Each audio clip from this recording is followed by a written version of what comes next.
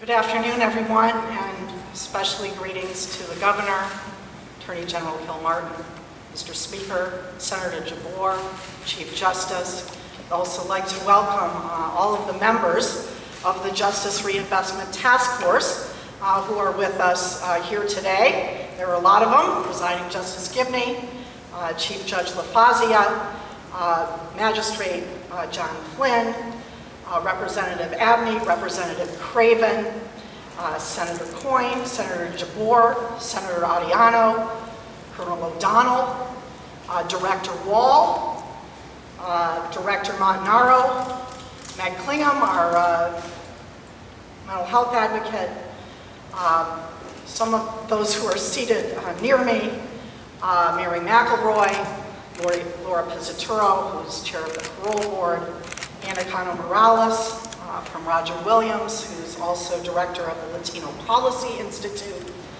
Olin Thompson, federal defender, Judge McConnell, U.S. Attorney Peter Nerona.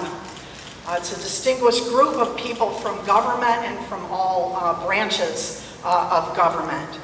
And I would like to begin by thanking Governor Raimondo for her leadership and her courage in making criminal justice reform a priority for the state of Rhode Island.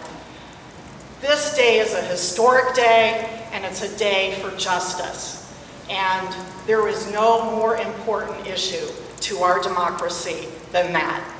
And I thank her too for involving all of us in this effort. It is remarkable to see three branches of government standing together at the podium today.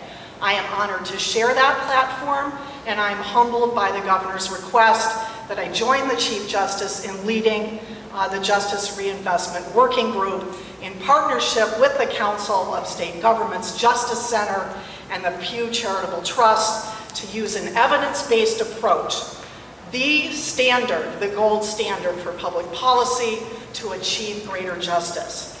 I sat on the Rhode Island Superior Court handling criminal cases for over 2 decades. As I reflect on those years, I see the possibilities for change that can improve lives and make us safer while spending our precious tax dollars more wisely. I am most proud of those moments on the bench when I was able to help people, even as I was called upon to hold them accountable for their actions. We are at our best as a people when we honor all who walk among us. And I recall one case, the defendant, we'll call him Michael. He was over 40 years old, drunk and disoriented. He broke into somebody's house at night to find a place to sleep. He did not know he had a mental illness or an addiction. Like so many people, it was not until he came into the criminal justice system or until the system discovered and acknowledged the roots of his problem that he finally got diagnosed and treated. It would have been easy to send Michael to prison for breaking and entering and be done with it. But instead, we got him into treatment. And when he returned to court several months later, he came with his mother. He walked forward. I did not even recognize him. "Is that really you, Michael?" I asked incredulously. "Yes, Judge, and I'm doing great. After all these years, my mother and I finally understand what's been wrong with me, and I'm getting help." He was so proud of himself, and all of us, victim, prosecutor, defense attorney, and judge, and the mother, were so proud of him. We had all helped to ensure that there would be no more crime in his future. We had made our citizens safer. We had exchanged loads of prison dollars for treatment dollars. And more importantly, we had helped Michael. Like so many defendants, he could have been held in prison for months simply because he couldn't afford to post bail, or because the state had no inpatient treatment beds available. He could have been sentenced to jail only to deteriorate mentally and physically, be victimized, or be held in solitary confinement for 23 out of 24 hours a day because he acted out. And then he could have become more dangerous upon release.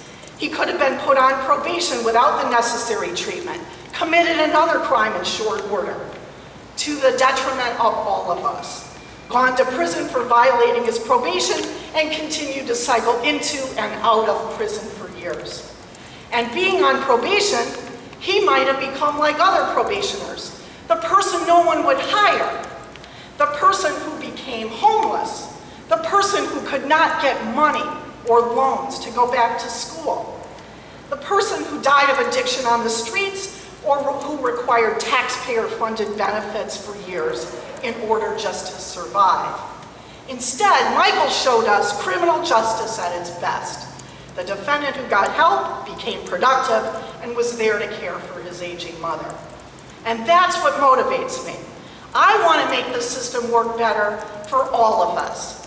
I spent this year at Roger Williams University School of Law teaching and educating our community about the problems of mass incarceration and mass probation in our state and country. There are too many people on probation in Rhode Island.